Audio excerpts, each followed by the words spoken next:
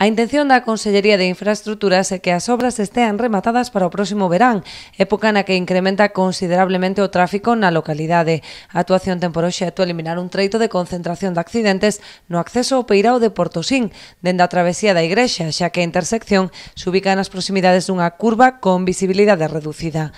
Construirase unha glorieta para mellorar os accesos tanto á zona portuaria como á Igrexa.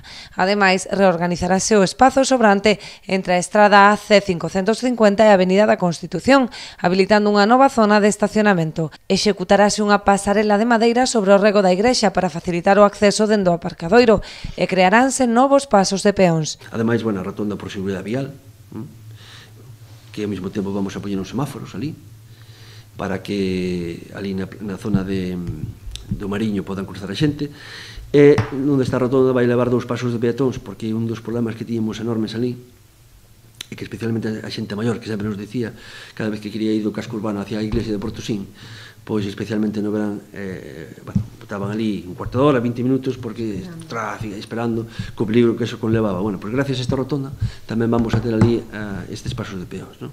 E máis, bueno, pois humanizar aquela zona toda, que a verdade que vai quedar moi, pero que moi bonita.